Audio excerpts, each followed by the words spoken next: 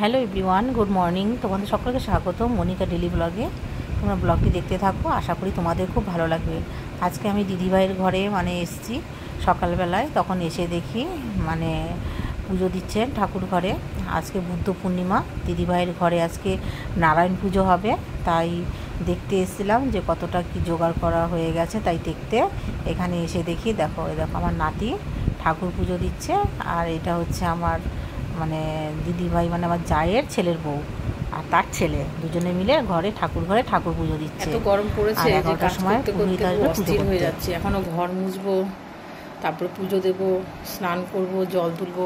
ট্যাঙ্কির জল ভীষণ গরম হয়ে রয়েছে, ওই জল দিয়ে স্নান করা যাবে না, গা পুড়ে যাবে। তাই জন্য আবার জল তুলবো, তারপরে স্নান করবো। সমস্ত কাজকর্ম করে আমার ঘরে আমি পুজো দিয়ে নিলাম। এখন দিদিভাইয়ের ঘরে যাব। দিদিভাইয়ের ঘরে যেহেতু আছে নারায়ণ পুজো হচ্ছে, একবার গিয়েছিলাম, তারপরে ভাবলাম যে একবার স্নান করে পুজো দিয়ে তারপরে আবার যাবো। তাই এখন যাচ্ছি।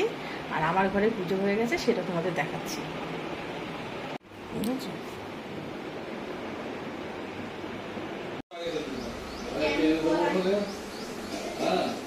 সবাই দেখবে, হ্যাঁ সে তো আমি জানি বদমাশি করে।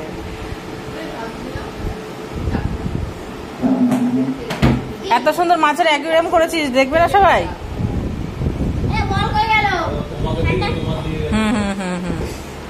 এই বড় মাছগুলো কি ওইখানটাই ছিল? এইখানটা একটু বেশি ঠান্ডা লাগে দাঁড়িয়ে থাকাতে, জলের জন্য না না, এইখান থেকে জলের জন্য। জলের ওই জন্যই তো বলছি, এসির মতো ঠান্ডা হাওয়া আসছে। এসি বন্ধ করে দিলে, ফ্যান চালালে। হ্যাঁ এই মম, এখানে একটা কিছু পেতে নিয়ে সুবি হুবি ঠান্ডা। হাতটা ধরো। আরে এই যে জলটা হাতটা দাও। দাঁড়া, ঠান্ডা। ও মা, তাই তো চান করতে হবে, অনেক ঠান্ডা। 12 ঘন্টা ফ্যান চলে।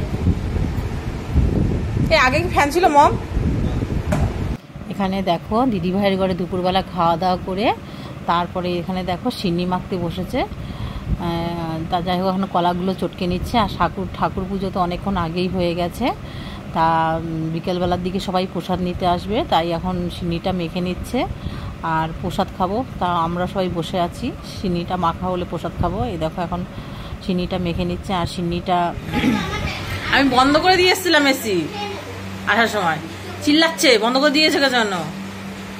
কি যে হবে এবার।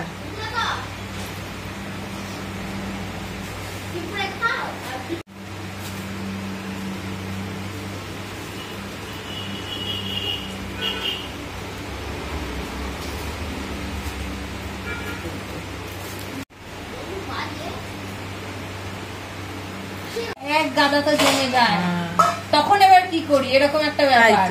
আমাদের যেগুলো কি পড়ে পড়ে ছিঁড়ে ফেলছি, তারপর ওই যে দিয়ে দিলাম, দিয়ে দিলাম বেচেই দিলাম। সেটা না করে নেওয়া হয় না, অনেকই হয়ে যায়। আর দিয়ে তোমার প্রতিষ্ঠিত লক্ষ্মী মায়ের এনেছি, এই দুটো কেক কেটে দাও। প্যাকেটও আছে। আমি তো এখন রোজ দুধ আনতে যাই, দুধ বুঝে গেলে বলে না দিই। তুই তো ভালো ছেলে,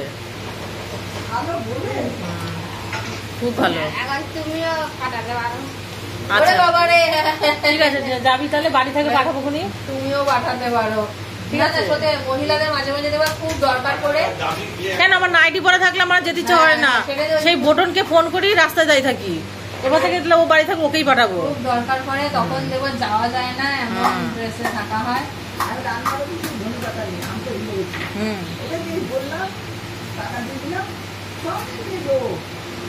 তাই বুড়ো, কি বললি দোকানে গিয়ে?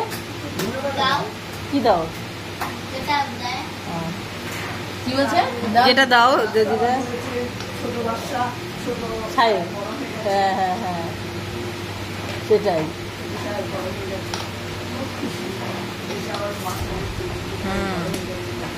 আরে আনলেই তো ভালো, সবসময় কি যাওয়া যায় দোকানে? আর দেখবি মম ভুলেও যাই কিছু কিছু জিনিস। কেন, তার আগে মামনি দোকান থেকে এসছে, তো দেখলাম তো এসছে বাজারে করে। হ্যাঁ হ্যাঁ, দেখেছি। মামনি বলছে কি, মা আমি তো এটা মাছে আনতে ভুলে গেছি, একটু ধনে পাতা দিলে তো ভালো হতো। আর ছোট মাছের ধনেপাতা না দিলে ভালো লাগে না। হ্যাঁ হ্যাঁ, কারণ বলো কেন, এখন তো তোমার অ্যাসিস্ট্যান্ট হয়েছে, বলে দাও। সেটাই।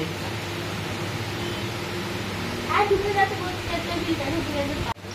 এসো না, আমার তো দাও দুটো বুঝি না।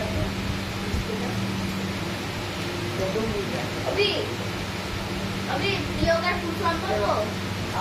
अभी योगा फुल फॉर्म बोलो। দাঁড়াতে মেখে দেখি কতটা লাগে, তাই না বলো? पापा ऑर्गेनाइज कश्मीर। লাগবে না? হ্যাঁ योगा फुल फॉर्म बोलो। বলো। पापा ऑर्गेनाइज कश्मीर। বাহ, কাশ্মীর। ओके। दुनिया पापा माने माने इंडिया, पापा माने इंडिया, पाकिस्तान इंडिया। पापा যা দুধ নিয়ে আয়। पापा पापा কি দুধ নিয়ে আয়। ফ্রিজে আছে। তোরা মাসি একটা আম দি, দে। রাখো দিদি এখানটায় আমারটা। তরমুজ দাও না। দিয়েছে। আবার লাড্ডু দিয়েছিস? বাবা তুমি তো খাবো কি করে এখন? আরে খাও তো খেয়ে দে।